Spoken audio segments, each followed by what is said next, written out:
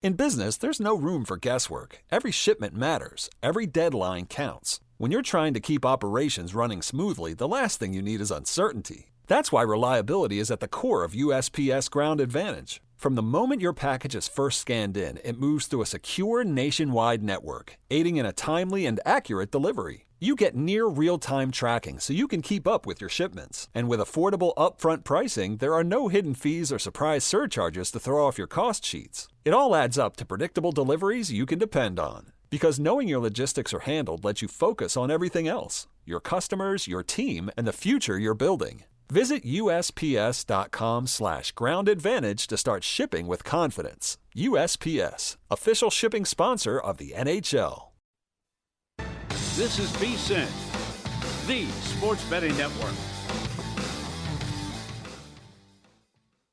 Always follow the money. That's what I always say. You always follow the money. Yeah. This is Follow the Money with Mitch Moss and Pauly Howard on VSiN.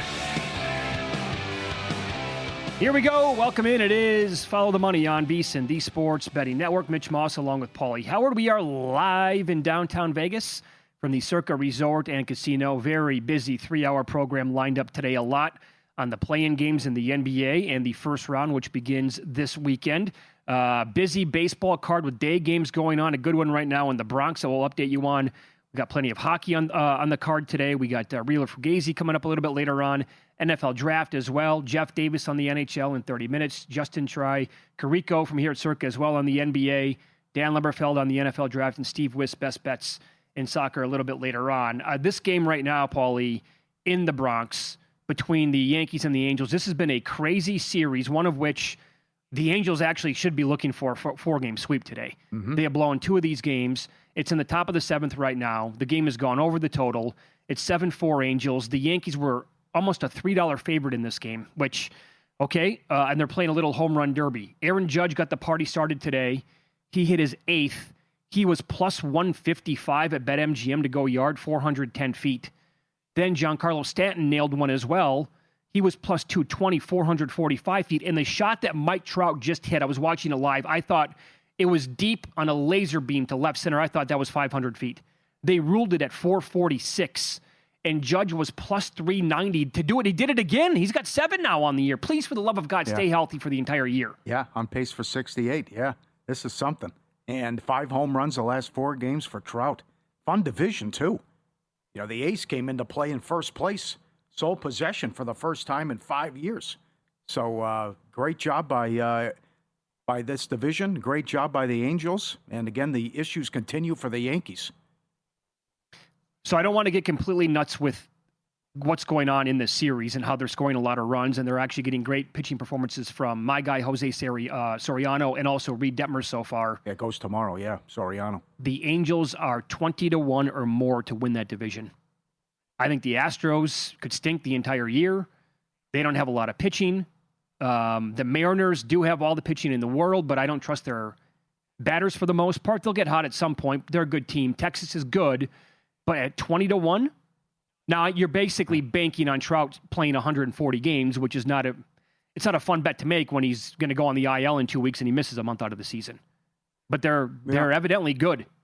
I think they're a fun team to watch. They score runs, and they have 2 guys at the top of that staff right now that look and appear to be on their way to really good seasons anyway. Did I say the Francesa? Talk to me in August. Talk to me in August, see where they're at. Not a bad price, though. Well, 25 actually at DraftKings. Like I said, I looked at FanDuel. They were 20, so who knows? There might be a rogue book with 40-1 on them. Did you fade Corbin today? I did not. He pitched well, though. He did. Damn. I looked into it, but I did not. And part of the reason there is because it's the Brewers. And they're not exactly scoring a zillion runs right now. Nope. Pitching helped them out, though. 1-2-1 again. Good job. So Corbin, if you went with the Brewers, you won. But Corbin pitched well. And how about the Royals? Cannot hit. They can't. Lost 2-1 last night. They're losing 6-2 in the 7th. Again, the Tigers are about to go to 8-1 at home. And Kansas City, if this holds and nothing happens the rest of the game, 2 runs or fewer, 8 of their last 9. Wow. And just betting the team total under 3.5 or 2.5 with the alt numbers, you're getting some huge plus prices on those. Yeah, and the beat goes on, Witt has 1 run scored the whole year. Well, yeah, One run. He's been on base how many times? Like he's been stranded 98% of the time that he's been on so far. That's right. How are you feeling right now about the Warriors to make the playoffs ticket that you have? I feel good. I think you have to feel really good. Yeah, it was vintage Curry. They looked like the Warriors of the past. That's shame on the Clippers for losing that game. They were up 8 in the fourth quarter. Mathurin played well, like we talked about. He goes for 23. Bad beat if you bet him most threes in the game. He hit 5. But Curry was Superman, and it was just raining threes at the end. You know, we got a couple good emails that pointed out Al Horford coming into the fourth quarter was minus 20 with his plus-minus, but then he's knocking down all those threes, so Porzingis got hot, Curry got hot, and they scored 40-plus points in the fourth quarter. And we'll see if the health of the Suns tomorrow. But if that Golden State team shows up, they're winning the game. Steph with 35 when it mattered most, 27 in the second half, 11 in the fourth quarter. Can't get enough of watching this guy. Yeah. Steve Kerr was elated after the game. He talked about how we're champions again. He was that excited about winning the play-in game last night. And I have to be honest, I don't trust Phoenix to win that game tomorrow night. Mm-hmm. If I'm going to bet this game, it would only be Golden State, and I'd split bets. I'd take the 3, and I would also bet them on the money line in this certainly, game. They were getting their ass kicked by Portland. You get that kind of performance by Green. Brooks shot the ball well, and you still got beat. So they have a ton of big game experience, and they showed it. They were awesome last night. Yeah, my takeaway is the debacle with the whole Kawhi Leonard era in Los Angeles, because it might come to an end now. This might be it. Whether there's going to be a ruling, what happens? Is there a fine? Is there some type of suspension? What happens if Silver would actually grow a pair and rule on this? And what happens with the investigation? But maybe move over Nico Harrison, because this is one of the worst trades in sports history as well. Now, as you said yesterday, now it means that OKC has a 1.5% chance of getting the number 1 overall pick. Wouldn't that be something? Yeah.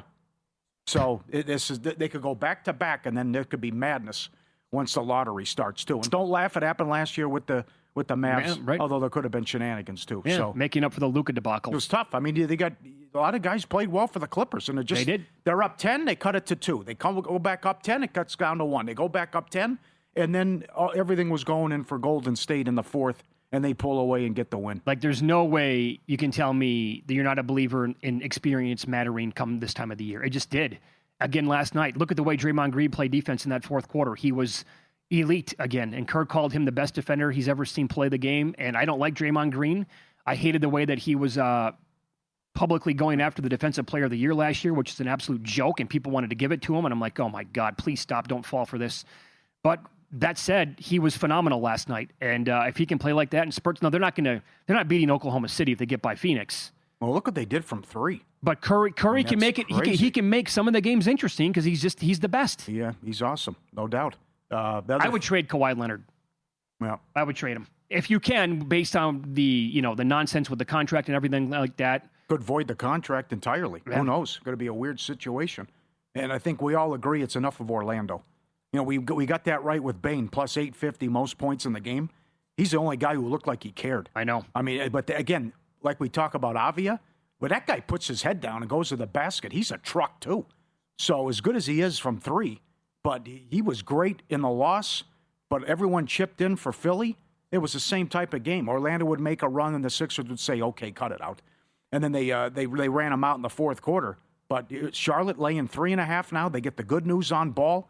They're a better team, and it appears this team wants the season over, and they want this coach fired. Because what is Banchero doing? Shooting air balls, not aggressive. The only reason that was close was because of Bane. So he's the only guy other than Wagner showing fight. So I hope Charlotte does everyone a favor and takes out Orlando tomorrow, because everyone wants to see the Buzz City Killers in the playoffs anyways. We can't have this garbage team in the playoffs, Orlando. No, they don't want to do it. They don't want to be there. So the number, by the way, opened up 2 right away and then shot directly up, touched 4.5. It's at 3.5 right now. I would actually take a little Orlando plus 4.5.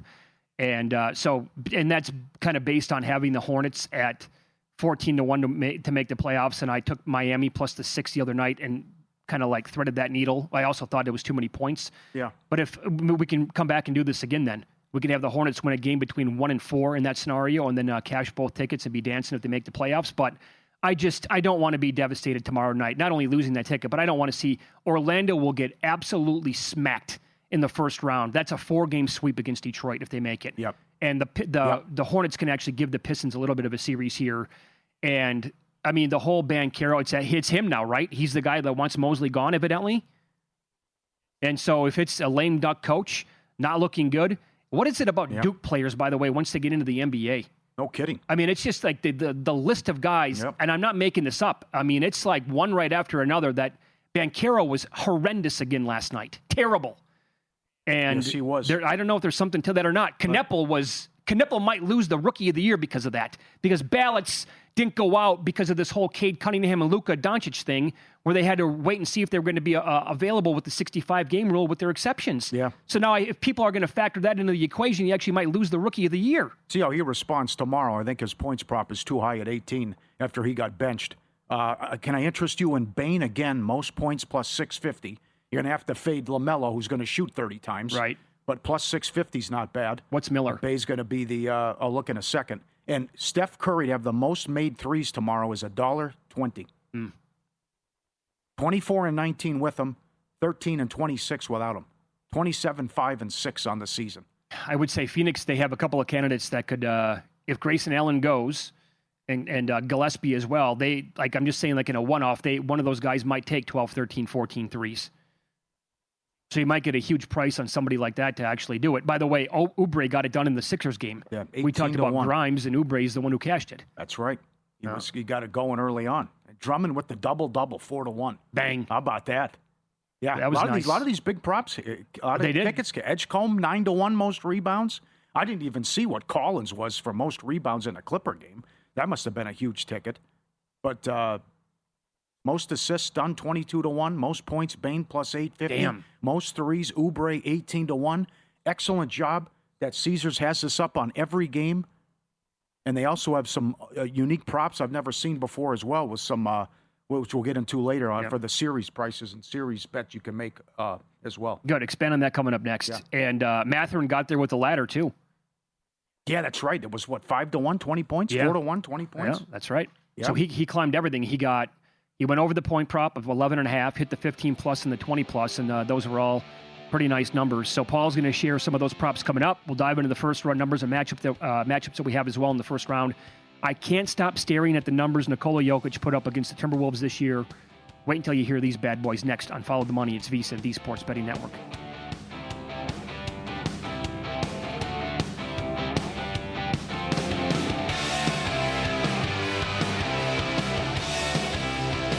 So you're listening to this podcast because you want an edge. But what if I told you you're only halfway there? You've got the mindset. Now it's time to get the toolkit to match. Here's the thing. Pro bettors spend thousands on data and tools, but what they don't want you to know is you can get the same edge for a fraction of the cost with VSiN Pro. With VSiN Pro, you get access to expert picks, public betting data, prop projections, powerful tools, analytics, and more. Tap the link in the description and see why thousands of bettors are already using VSiN Pro to cash more bets.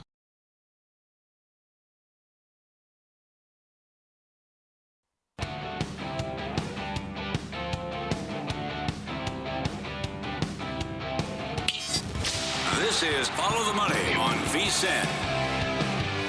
So just for the record here, when Mike Trout homered again about 15 minutes ago, that's now 5 home runs in this series against the Yankees. He was plus 390 today to do it again.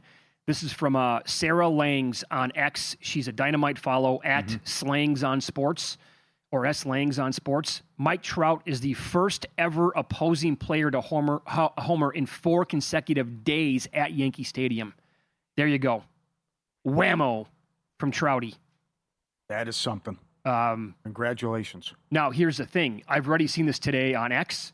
People saying that team, like they fill in the blank. They've said the Phillies, the Yankees, other teams need to go out and make a trade for Trout at the deadline this year. If the Angels are in it, there's no way they're going to trade the guy.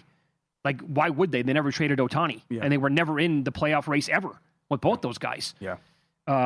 All right, so before you share some of these new props that you have, I wanted to pay off the tease here, Pauly, with this Wolves-Nuggets series that we have in Game 1, Denver laying about 6.5 here, and the total is 232. Obviously, the Nuggets' number 1 offensive efficiency in the NBA this year, second best offensive rating in the history of the league. And these numbers from Joker against Minnesota this year, he averaged 35.8 points per game, 15 rebounds, 11.3 assists, and he shot 65, 50 and 93.2% in their games. Yeah. How's that possible? Yep. You can bet at Caesars will he lead in all three categories in the series. It's plus $1.45. The only thing I would worry about is probably can Ant catch him for points. Yeah, if Peyton Watson doesn't play and Anthony Edwards is fully healthy, then I think Ant might be the guy there. Yeah. That's a fun market, too. That is correct. I like that, You can bet will he score 40 in a game. You can bet will he score 50 in a game. You can bet will he have 20 rebounds in any game. You can also bet in every series, will a team come back down 20-plus points? I wish they put up 30. OKC did that last year. Well, this would be the series, though, right? They have a history here yes, between these two teams. They do. They have that up. And they also have, will a team be down, like, for example, in the Boston series, will a team come back and win down 20? It's plus 450. 25 is 12-1. And will a team rally down 2+ games to win the series? That's 15-1. That goes for any series in that goes for all this. And you can also bet, will any game go to overtime on all 8 series as well? So it's good props, creative props. And again, in every series, most points, rebounds, assists, and made threes. One I looked at, now it's a big price, but Brunson is minus 260 to have the most points in the Knicks series. Well, okay. Come on. Alexander Walker's a great story, and he's going to win most improved as he went from 9 points to 20. And they run a lot of stuff for him, and he was good from 3. He just had 36 against him in 7 threes. But he averages 20 a game. And, what's he going to average? How many shots will he take? And Brunson is the go-to guy and does everything for the Knicks. And plus, he was the reason they won that game on that Monday night as he took over in the fourth quarter. That's right. That is very aggressive for Alexander Walker, who might have to average 30 to do it. What's the number on him? Plus 550 is the second choice. What's the number on Karl Anthony Towns? I was going to say the same thing. He's 9-1. He ate them alive. Killed them this year. He averaged 28 and 13. Yeah, and the Hawks don't really have an answer for him. Yeah. They have an answer for other guys, and I think that's where it becomes intriguing to me on a guy like Towns, because Brunson is absolutely fantastic. We all know this. But at least they have guys like Alexander Walker and Dyson Daniels that can attack Brunson. And if they blitz him in this series, to make it very difficult for him to get to the free throw line potentially and score a ton of points. And if that's going to be the case where he's the main focal point of the Atlanta defense, I don't see them having a scenario where they're going to slow down Towns. And I would look at Towns as a result of that at 9-1 to lead in points. Miller, by the way, is plus 450 most points tomorrow for Charlotte, you were asking. Okay. I don't see this as a quick series. I think Denver's 21st in defense. They have won 12 in a row, but we know the success, and it's a tough matchup going against Minnesota. Now, Minnesota dealing with the injuries, and you had McDaniels and Ant banged up late in the season, but I still think this can go 6 and be a competitive series. And there's way too much Denver love. I would agree. I respect them, but man, they're good. This is you have problems defensively, and Aaron Gordon's a ticking time bomb. I have to bring this up. If the Minnesota Timberwolves were a bigger market, and let's say that they were if they were the Lakers or if they were the Celtics, and the same team in that city made the conference finals back-to-back years, and they had basically the main core guys back from those teams, would that team get no respect? And would 12 people on ESPN all pick against them in the series? Not a chance on earth. Yeah, right. And that's what we have, back-to-back Western Conference finals, and it's like it never existed. That's right. It never happened. And I got to tell you, so they were slightly disappointing this year, the 6th seed. Again, as I've said, they play to their level of competition, but if they're healthy, Edwards, Randall, McDaniels, Reed, DiVincenzo, Gobert, DeSanmu, that is a strong 7, and you can keep going even a little bit more than that if you would like. I got to tell you, I will not fall off my couch if Minnesota wins the series. I'll take over 5.5 is minus 130.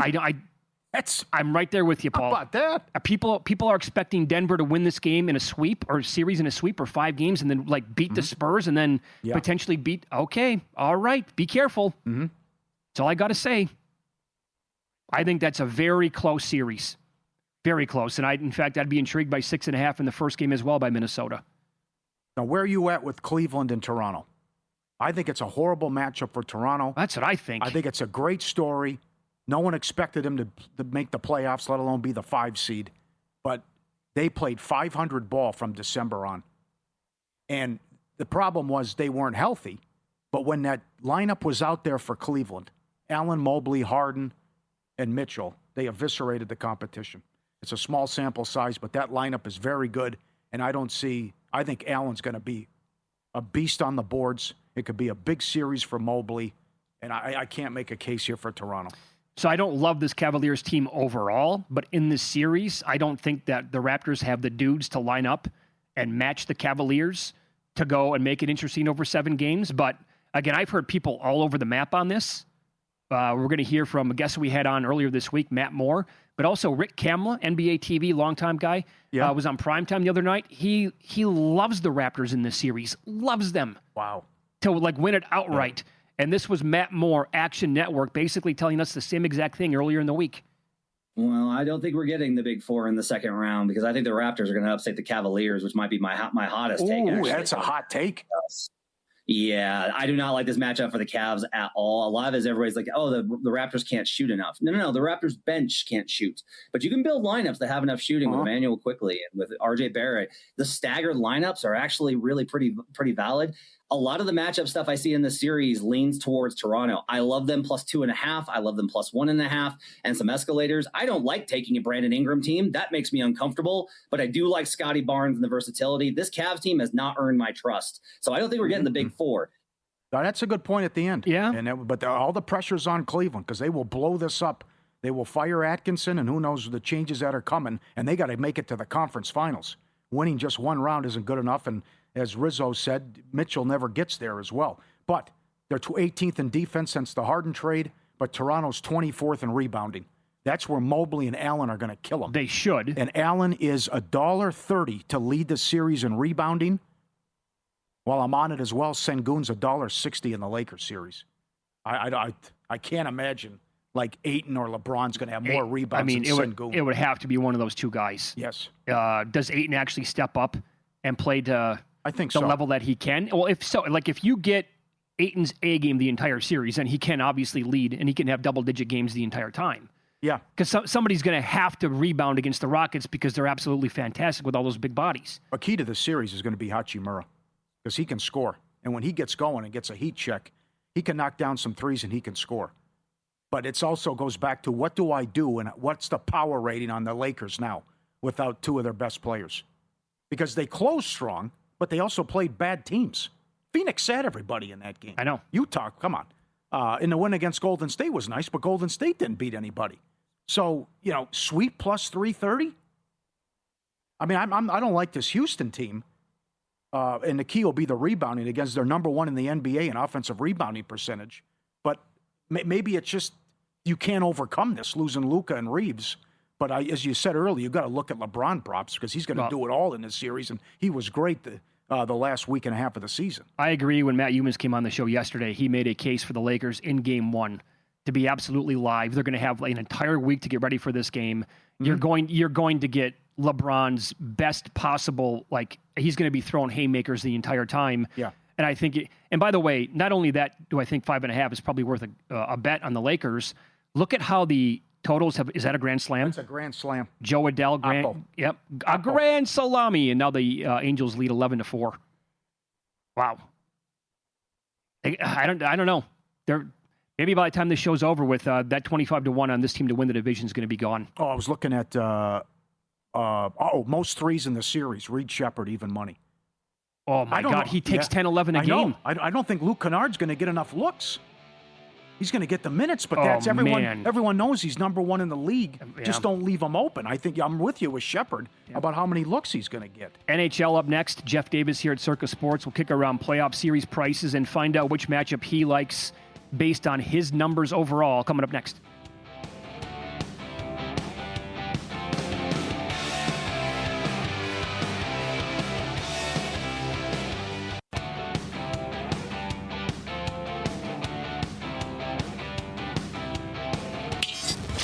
This is Follow the Money on VSiN. We'll hit the NHL here.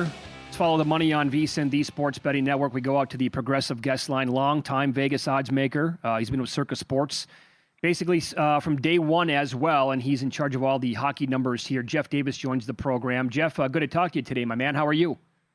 Good, guys. Thanks for having me. Been a while. Yeah, it has. It has. Can you talk? This has almost turned into the NBA a little bit with the NHL. I know the NBA is your favorite sport, but the NHL with all these teams like resting, we're talking about like maybe 10 players in that range. Numbers are going crazy. What has it been like to book these games the final week of the regular season?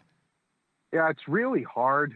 You really have to be in tune with what's happening with lineups and situations and what teams might rest guys and what teams won't. Couple examples.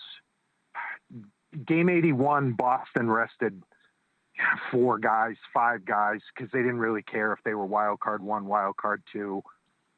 And so game 82, they said the guys who are out are going to be in.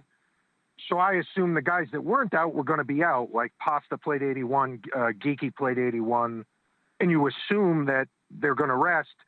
So you lean the number toward the Devils, and then everyone plays for no reason in game 82, and the Bruins close minus 150, and they win 100-0. Yeah. But then, you've got to get. So a lot of it is guessing, and then like tonight, the Blues. If the Mammoth were playing the Blues in a random game in January, the Mammoth would be minus 35, minus 40, somewhere in that general vicinity. There's been absolutely no word on a lineup from either team tonight. And the Blues are like minus $1.35 because we're assuming the Mammoth are going to rest a bunch of their guys, which is probably true, but we don't know that. And if the Mammoth decide to play everyone, this thing's going to move 60 cents back towards Utah. So there's that. And then tonight, Anaheim and the Predators open pick'em. Predators probably be a small favorite if this was a random game in January. Well, Anaheim has to try to win because they don't want to play Colorado. And Stamkos, Forsberg, Yossi, Shea, and Marchessault all didn't take morning skate today. So this game's probably going to close. It's kind of sitting minus a quarter right now. If everyone plays, Nashville's going to be favored. If none of them play, Anaheim's going to close $2. And you're going to get the news, and it takes the market a minute or two to react. So if they all don't play, which I kind of don't think any of them will play, because why are any of those guys going to grind through an injury in a meaningless game 82? I mean, this game could easily close anywhere from minus 60 to minus $2 if these guys don't play. You know, and we won't know until 38 minutes to puck drop. So they've lost 8 of 9, and they got to avoid Colorado, no doubt. But they come limping in. And how about this scenario? There's a path where Colorado plays Edmonton. Yeah, it's not. I don't really want to think about that. I mean, the way the playoff structure is, Dallas is playing Minnesota, and those two teams should not be playing each other in the first round. But, I mean, basically the way the future book has worked out for Circa Sports is the Dallas and Wild future prices all year have looked bigger than what their team quality is because they're going to play Colorado in the second round, most likely. So people have been taking, bigger prices on these teams, kind of forgetting, well, they're going to be a $2 dog at least in the second round. Well, Edmonton could, they could beat Colorado in a series, and that really would, if that happens, that's going to change the future prices on a lot of teams tonight. And if those of you who like to bet futures should probably keep a close eye on Edmonton and Vancouver tonight, because if somehow Vancouver wins in regulation and LA and Anaheim both win, there are some future prices that will drastically change between tonight and tomorrow morning. Good heads up Good there. answer. Was there a series price that first hit the screen and you're like, wait a second here, my numbers are not close to that?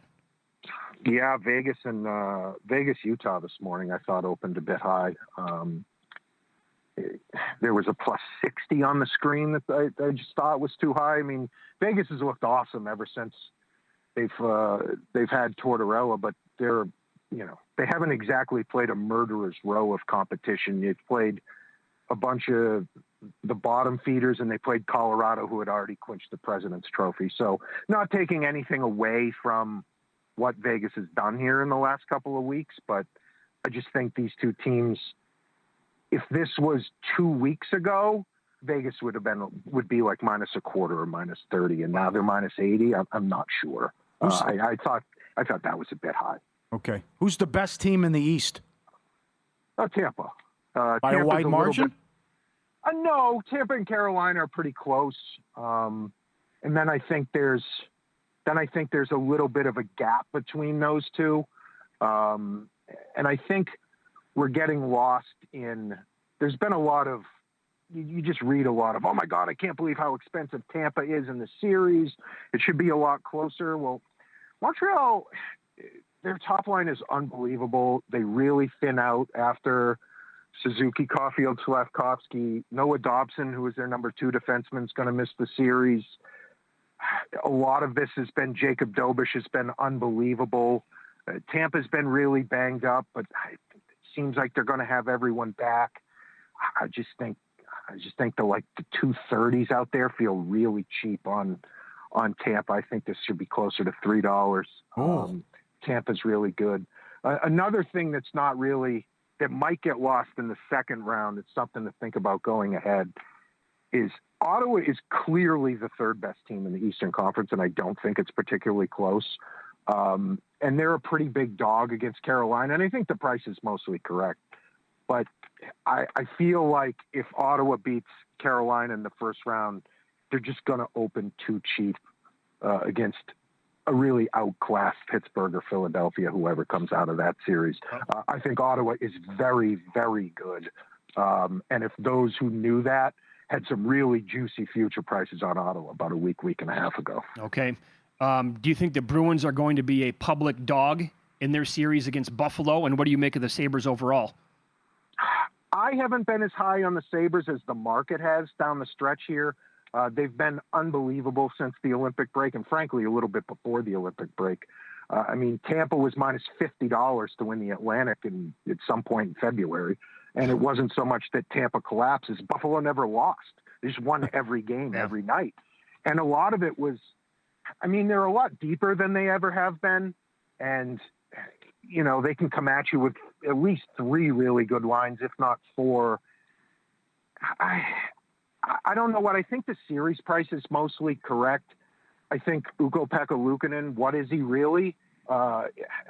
He was unbelievable for 3 months. He was one of the best goalies in the league. Does he continue? If he does, Buffalo's going to be a really tough out, but I don't know. I don't see anything really wrong with the price on either the series or game 1. I think Buffalo probably wins. I think Boston is absolutely terrible defensively. And you don't see a lot of it because Swayman has been really good, but eventually they're going to play a team that, just has a lot of offensive weapons, and they're not going to have any answers. It might be Buffalo, and if it's not Buffalo, it's definitely the second round. Okay. Jeff Davis, our guest, Circa Sports here in charge of the NHL numbers. So on any of these teams that we've talked about in the East, like the Penguins, maybe Boston, could be Buffalo from earlier in the year, does Circa Sports have any big liability on any of those teams? Yeah, the way I managed the future book, I've thought that Colorado, Tampa, and Carolina were kind of head and shoulders all year, and have kind of gone out of our way to keep those teams. So they're all really good winners for us. And if anything outlier at all happens, it's probably not going to be good. The Penguins are an unmitigated disaster. We took a pretty big bet at a pretty big number, like 150 to 1 earlier, much earlier in the season. And it just is what it is, right? You hang the prices that you think they should be. And if somebody came in, made a pretty good bet, and basically they timed it with a great hot streak. And, they've got a really good bet right now, and they're probably going to beat the Flyers, but they got a really, really tough matchup in the second round. I would be surprised if they're playing in the Eastern Conference Final, but it's hockey, and anything is possible. Yeah, well said. Hey, Jeff, that was great perspective. Great catching up as well. Thank you. Sure, guys. Take care. Be good. There you go. Job. Jeff Davis, longtime odds maker here in Vegas and at Circa, does all the NHL numbers here on the Progressive Guest Line. Can you imagine if Edmonton loses? Oh, well. Edmonton, Colorado in the first round? That's worse than Edmonton, LA for the 5th year in a row. We can't have Edmonton, Colorado in the first round. Well, why not? Edmonton just needs a point, but... I think Edmonton Kings would be worse. Yeah. At least Edmonton, Colorado, that means that we would get it in the playoffs, and it could be every game's going to be 7-4. I was talking to Jonathan Davis. He says Anaheim has got to win this game. because they were awful. They got totally dominated against Colorado. DraftKings has every series, will there be a hat trick, double overtime, and a game that has 10-plus goals. That's pretty good. Win, lose up next. All good things must come to an end, such as this 15-year streak that was snapped yesterday. Pauly's got all the details coming up on Follow the Money. It's VSiN, the Sports Betting Network.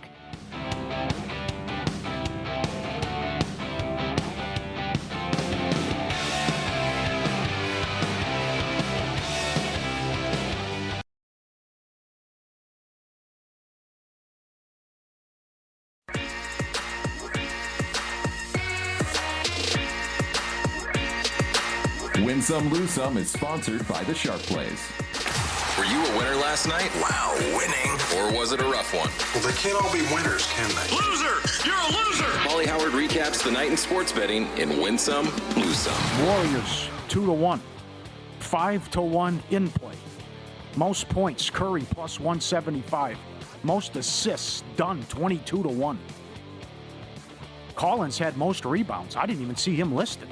They did not in the Philly game. Caesars did not list Andre Drummond. He wasn't posted for some reason. Is that right? He had 10. What did Edgecombe have? Yeah, he did 9. So he led it without. It was weird. Yeah. Edgecombe and Carter dead heat plus 325. Edgecombe 9-1. Most threes, Oubre 18-1. Most threes, Bain grew up in the darkness plus 850. Drummond double 4-1. Vegas wins the Pacific. Some big tickets out there. They were in third place when Tortorella took over. And Mathurin to score 20 points plus was plus 450. He was awesome in the loss last night. Subscribe, be part of the team, vsin.com, our radio and podcast friends. You always want to see these tweets and videos. At Pauly Does Vegas on Instagram. Send them in, we'll put you on.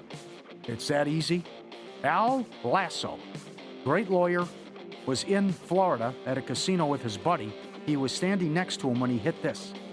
$25 denomination. He gets dealt ace, queen of hearts, and it comes queen, 10, king for $100,000. We left with a satchel, he said. Oh, damn what a right feeling. you are. Yeah. Took the cash.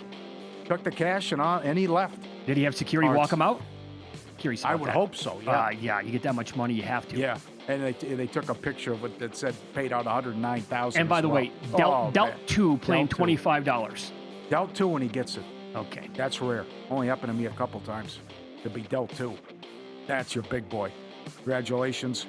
Good to hear from you, Al Lasso. How about this? At this hotel, you can have the Mountain Dog delivered to your room.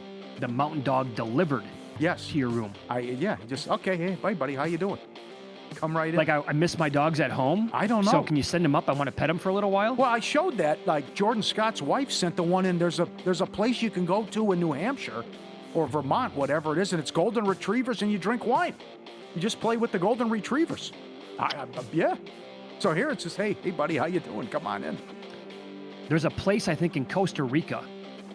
When you're on vacation, you can go there and you can, like, hang out on the side of a mountain or a hill or whatever it is, and all the stray dogs there will come out and play with you. Oh, yeah. Yeah, and people do it, like, on vacation. That's excellent. On my Instagram feed, man, you click on the wrong thing once, and it's like, what the hell am I looking at here? Sure, no kidding, yeah. Clippers, 3.5 up to 5.5. Unmitigated disaster. It's over. Chris Paul, knock it off. What are you doing? You're better than that. Dancing on their grave because they let him go, and come on. You're a veteran. You're a Hall of Famer. Don't have to do that. That's like what Williams did last year after the Lakers got eliminated because the trade fell through. Yes. So you weren't even on the team. Right. Come on. And the Tampa Bay, they had lost 15 straight games when played on April 15th. And that comes to an end. What a bizarre streak that is. Did you bet against Isn't him yesterday? I didn't know about it till the game was underway. But that was, yes, bad beats. Angels blew it in the 9th. Plus 160. Well, good response as they blew out the Yankees today. How did the Mariners respond tonight?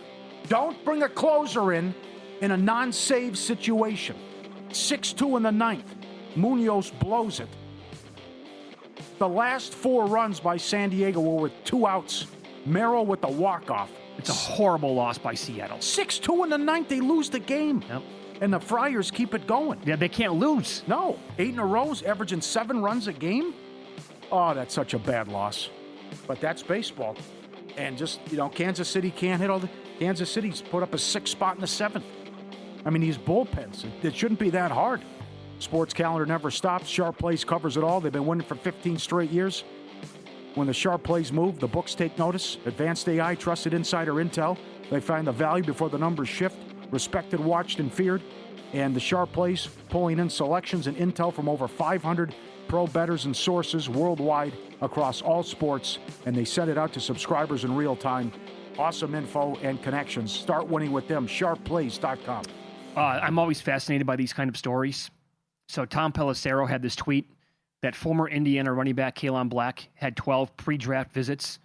The last one, he said, was a doozy. He was traveling from Vegas the other night after visiting the Raiders. Black's connecting flight was canceled at Chicago O'Hare, and he slept at the airport. The Bengals sent an Uber to drive him early in the morning to Cincinnati. Now, do you look at that and say, this is the team that I want to go to because they were thinking outside the box, but that's the best they could do, is send an Uber for me? Yeah. But if his flight's canceled... Yeah. What do you... Yeah. Well, they know they're cheap. I don't know. You're going to... Remember, until people publicly outed them, the questions these guys are asked. I know. Like, this is a job interview. Is my mom a hooker? What the hell's going on? That's automatic, like, I do not want to play for you. That's right. And you want to punch the person in the face, quite honestly. Good job. Des Bryant put that out there. What the hell? What does this have to do with anything? What kind of question is that? What are you hearing on the draft, some of these picks? Well, I think... Got some intel for us? Yeah, I think the Giants are going to go O-line at number 5. And Maui Nawa is plus 380 to go to the Giants. For some reason, if Love doesn't go 4th, they could trade the pick. Because then someone might come up and take a running back. Love to go 5th is plus 550 at DraftKings. Maui Nawa is plus 380 to go 5th. And I the more I read, and I got to go with our guy Rizzo, Fano is going to go to Cleveland at plus 575 with the 6th pick. I bet him a while ago. Better price? Fano, I got to go back and double check. Okay. Those are the prices, right? Plus 575 right now. So I think we go Maui Nawa at 5, Fano at 6, likely Love at 4. But if you want to protect yourself in case there's a trade, because Love doesn't go to Tennessee, Love is plus 550 then to go to 5th, whoever comes up and makes that trade. Well, then under that scenario, the team, I think whoever trades up for Love is going to get blasted. That's just going to be the narrative. I'm just going to point that out right now because people will react by saying you cannot possibly trade up. And I know Love is right there. People have him rated better than Genti coming out last year. Oh, one more thing. There was, because they were mocking, a lot of people were mocking them. They say no way they're taking Downs at 5. Okay, great. So no way. That also tells me, because I think, I'm buying into that, right? Like it's if the Giants stay at 5 and pick, the Browns stay at 6. Now, obviously, this can change with one phone call, and a team could trade up there. But if they stay there, I think they're both probably going to go offensive line. And again, what I was talking about yesterday, Tate to go over 7.5 is 2-1. That means that in order to lose that bet, the Commanders absolutely have to take him at number 7, or a team has to trade up to number 7 and take him. You don't even bring that up to Rizzo. Unsolicited, he said, they're not taking Tate. That's right. He's the favorite. They're not taking him. I think I might have to add that to the portfolio. Just the possible path there. Now, again, it could be wrong, and the Giants could change their minds, and they could take him 5th overall, and then the bet's dead. But if you're hearing that it's going to be offensive lineman, then okay, hopefully that's pretty solid. A week from tonight, by the way. Yeah, it's coming up quickly, and we have Dan Lemberfeld on the show coming up in about 38 minutes. Covers the Jets and the NFL. Did you see this report now with David Bailey? The Jets canceled a visit with him. And because of that, immediately in the betting market, Reese became the favorite yet again. Yep. I just got to ask him, does that mean they're not taking him, or does that mean that they're convinced that he is going to be the guy at number 2? So they wanted to add more visits and just say, well, yeah, he's the guy, so why visit with him? Maybe there is that angle. And that could actually create value on betting Bailey again. Yeah. Maybe he'll have some intel there coming up. Yeah. And also, he's going to be very strong, I believe, on whether or not the Jets would use the 16th pick overall on Ty Simpson. I don't think that's going to happen. Yeah. I think if he goes in the first round, that's going to be Arizona coming up or yes. something. Right. Or the Steelers maybe somebody trading back, something like that, and then that pick's going to be somewhere in the 20s. I don't think you can take Ty Simpson 16th overall. But teams do crazy things every single year in the draft, the way it seems. 24.5 over minus 330 now. Keeps climbing. Yes, it does. Yeah. Yeah. So I wonder if Dan's going to agree with that then, the odds movement there. Let's go over 5.5 with Styles. Because the Giants aren't taking them. Okay. That's another good one. Is there any way... Well, I think there is, actually. The Titans would say, we're not taking Love. We're not taking a running back 4th overall. New coaching staff, they're defensive-minded, and Styles would be the guy at 4. And that would have to be with probably Reese and Bailey off the board, obviously, at that point. I saw some more mocks. Sadiq going to Kansas City. No. Yeah. That's popping again? Yeah. At 9th overall? Popping. Okay. Might have to bet that again. Yep. NBA coming up next. Circa odds maker Justin Carico is going to join the program. Which dogs are getting support in the first round of the playoffs? We'll ask him coming up next here on VSiN. Stop.